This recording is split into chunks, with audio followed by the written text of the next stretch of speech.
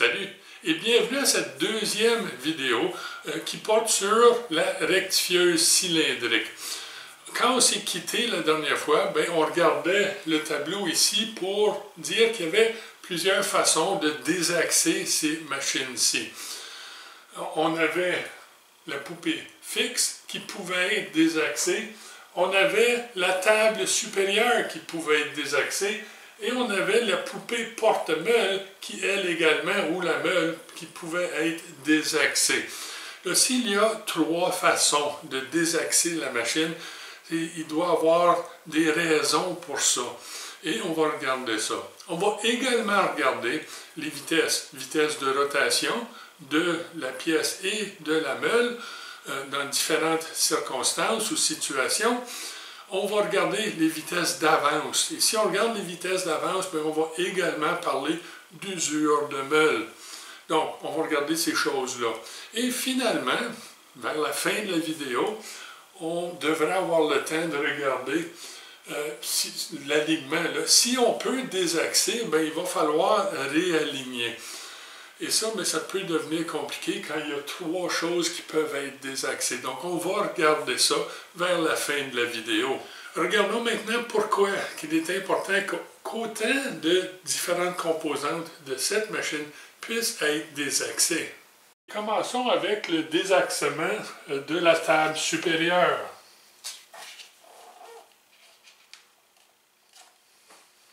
Là, si j'incline la table comme ça, c'est pour couper des cônes.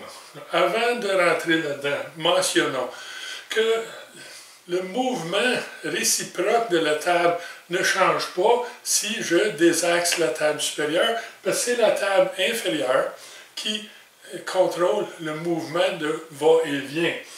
Fait que je vais toujours bouger parallèle à l'axe de mouvement, c'est juste que la pièce va être décalée quelque peu, puisque j'ai décalé ou sorti ma table à un angle quelconque.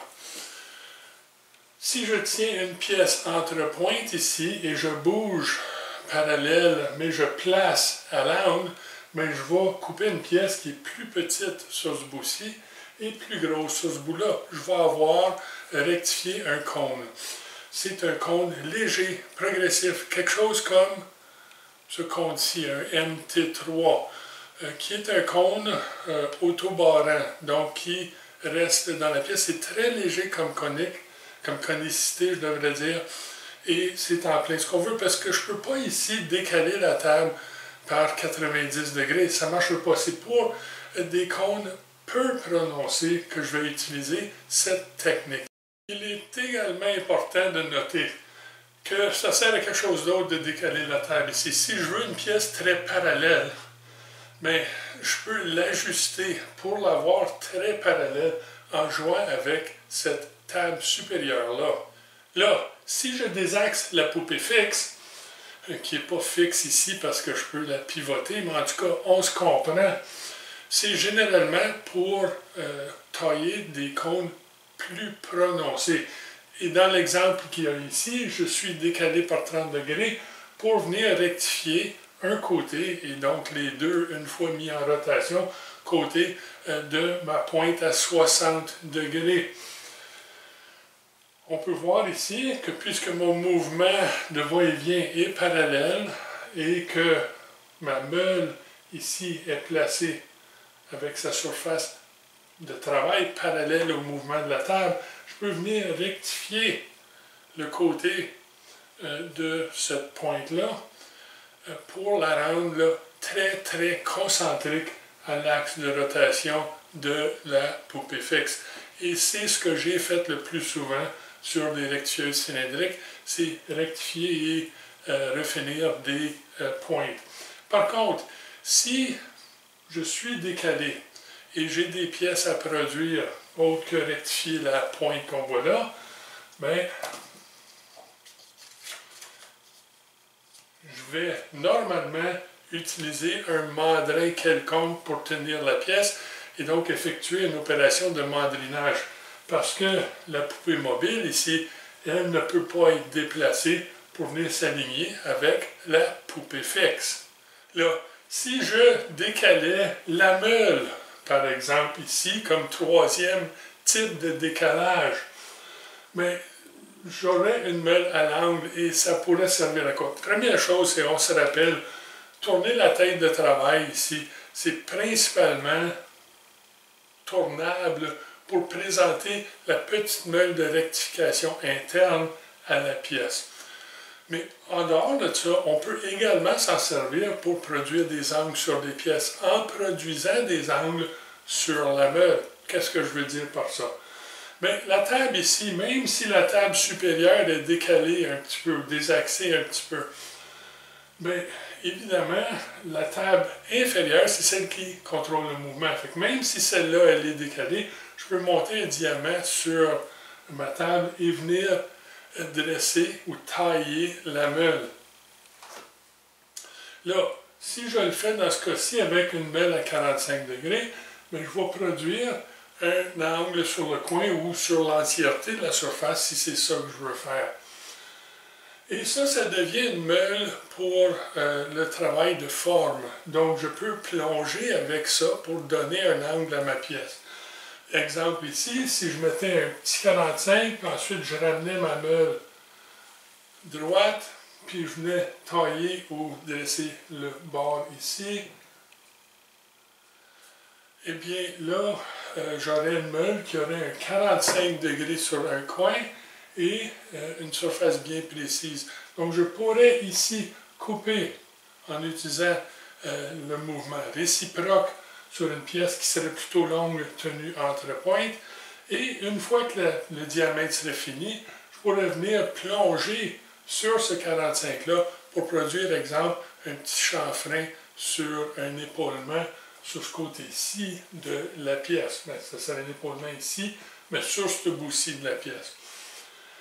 Donc, autre exemple ici, c'est que je pourrais le décaler par de 30 degrés pour produire une meule qui viendrait plonger pour couper mon centre ici.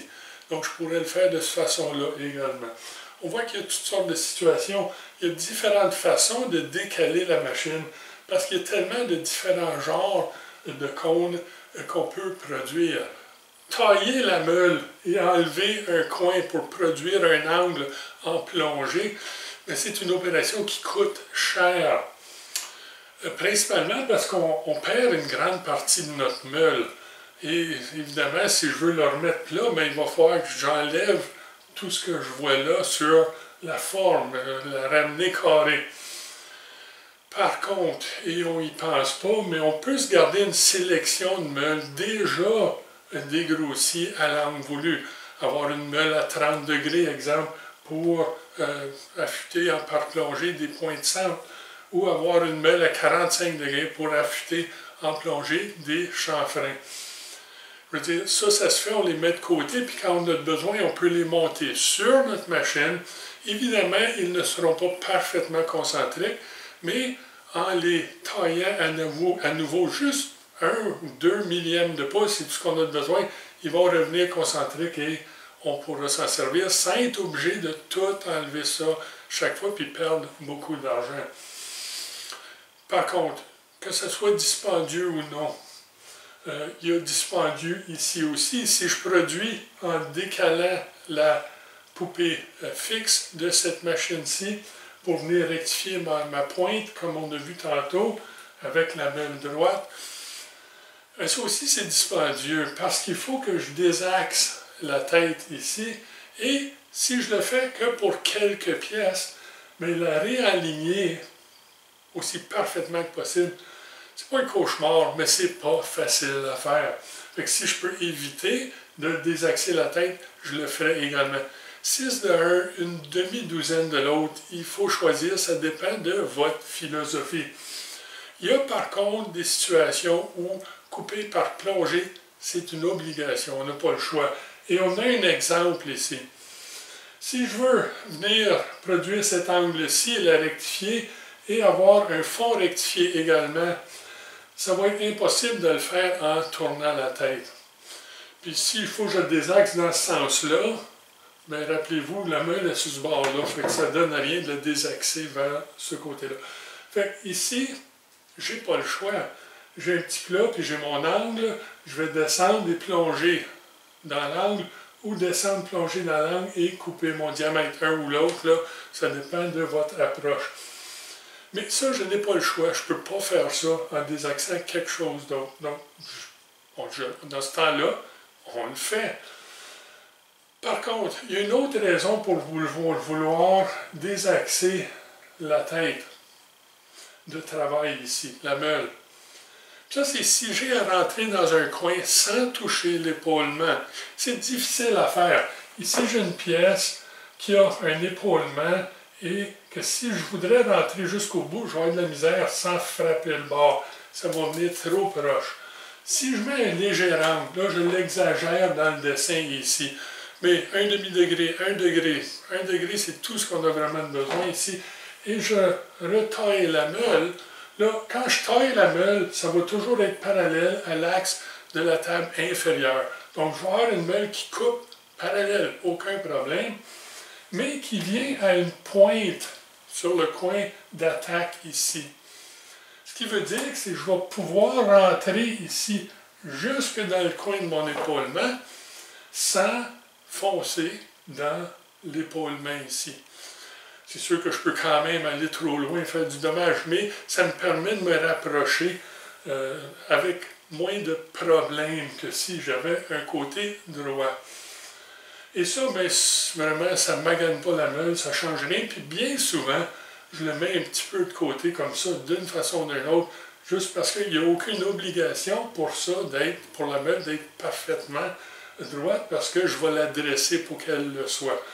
Donc c'est facile de revenir à zéro, parce qu'il n'est pas obligé d'être vraiment à zéro. Là, on a parlé de raisons pour et comment et pourquoi on désaxe ceci et cela. Et ça, c'est bien beau. Mais il reste qu'à la fin de tout ça, il va falloir que je réaligne. Et ben, c'est ça qu'on va regarder maintenant. Il y a ici 5 choses qu'on veut qui soient alignées.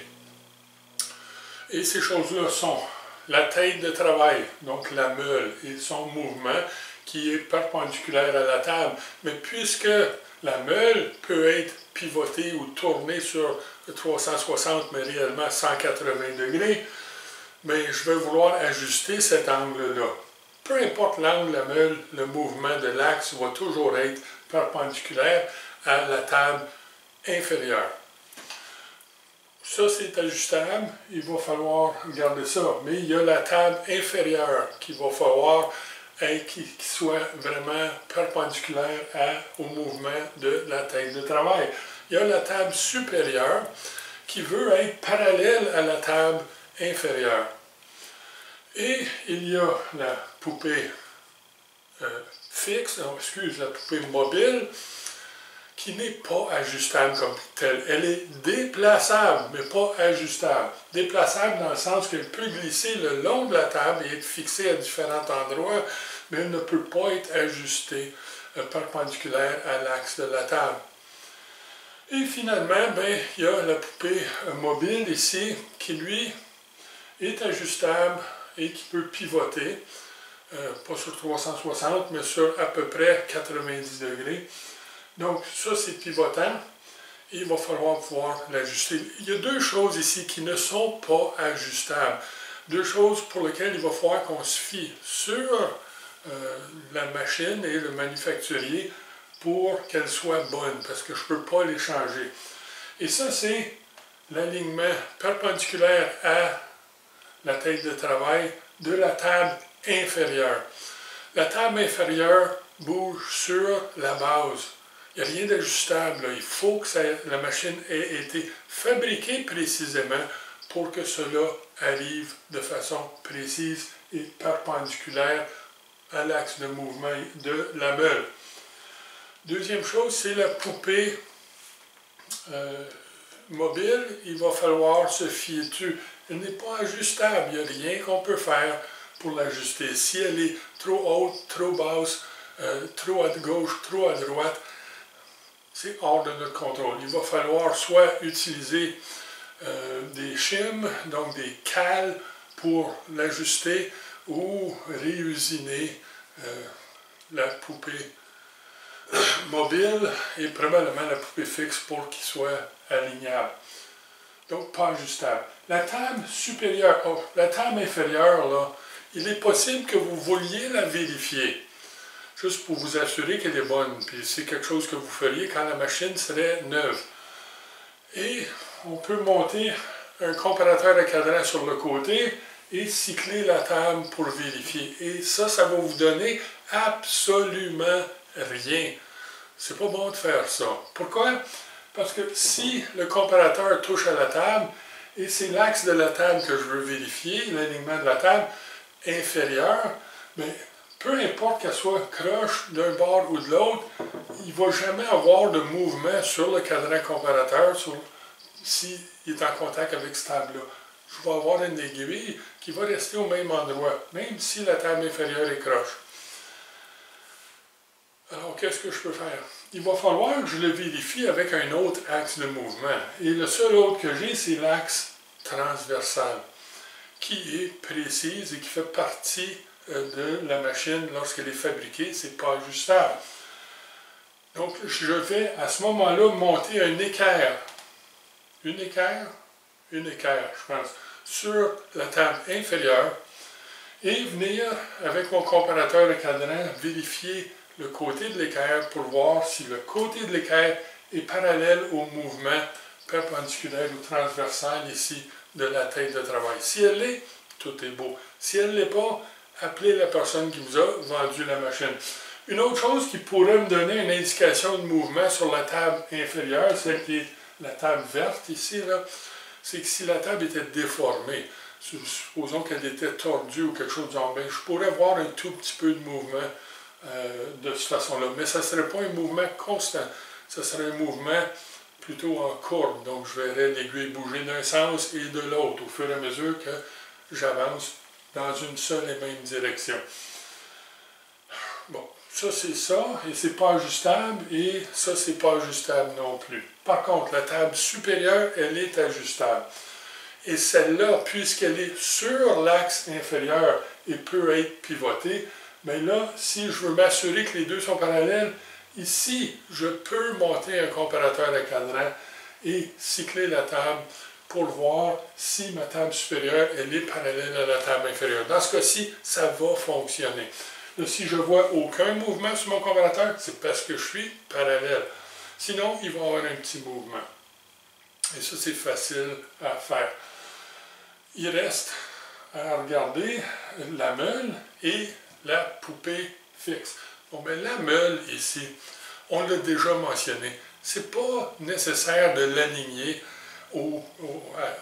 très, très précisément. Parce que c'est quand je surface la meule qu'elle va devenir, ce bord du usinable de la meule va devenir parallèle avec l'axe de mouvement.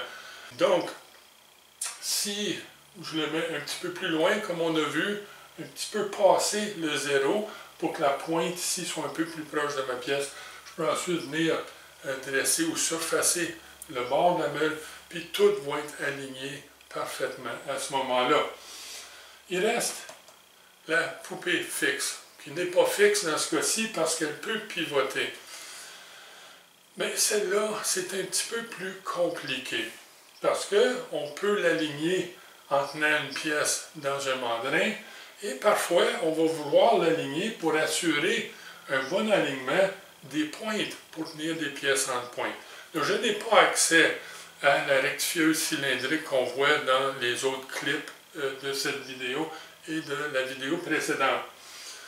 Je n'ai pas accès à l'école à ce moment-ci. Par contre, je peux utiliser ma petite tête à diviser, Spin Indexer, pour démontrer le principe. J'ai mon appareil diviseur monté sur la machine avec un point de pivot. J'ai le mandrin à 3 mâchoires. J'ai une barre d'alignement montée dans le mandrin. Et j'ai mon comparateur à cadran. Je suis donc prêt à partir. Mais on s'en vient sur notre 20 minutes. Puis ça, c'est pas mal la limite de mon attention.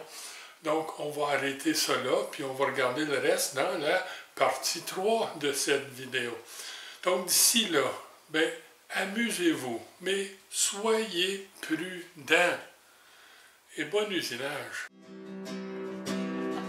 So all I ever wanted was a little monkey from you. Bravo! There you go.